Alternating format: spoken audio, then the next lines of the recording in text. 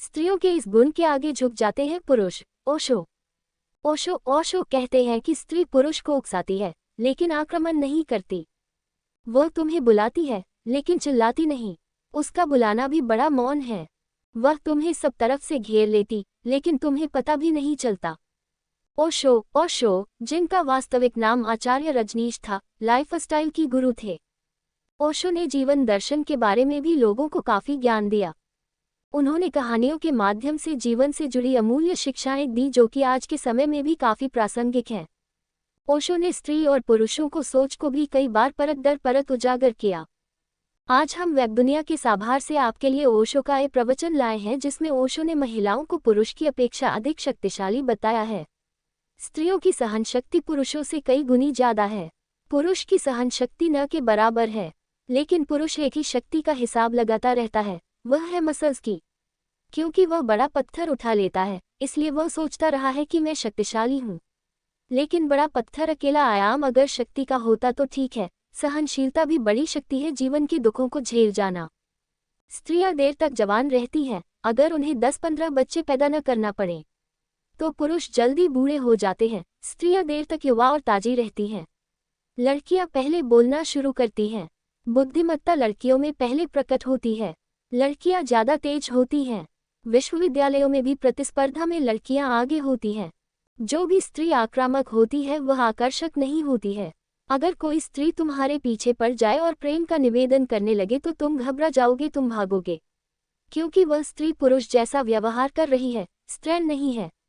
स्त्री का स्त्रैण होना, उसका माधुर्य इसी में है कि वह सिर्फ प्रतीक्षा करती है।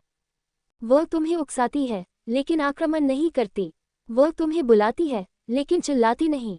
उसका बुलाना भी बड़ा मौन है। वह तुम्हें सब तरफ से घेर लेती लेकिन तुम्हें पता भी नहीं चलता। उसकी जंजीरें बहुत सूक्ष्म हैं, वे दिखाई भी नहीं पड़ती। वह बड़े पतले धागों से, सूक्ष्म धागों से तुम्हें सब तरफ से बांध लेती है, लेकिन उसका बंधन कहीं दिखाई भी नहीं पड़ता। स्त्री अपने को नीचे रखती है। लोग गलत सोचते हैं कि पुरुषों ने स्त्रियों को दासी बना लिया। नहीं, स्त्री दासी बनने की कला है, मगर तुम्हें पता नहीं, उसकी कला बड़ी महत्वपूर्ण है और लात से उसी कला का उद्घाटन कर रहा है।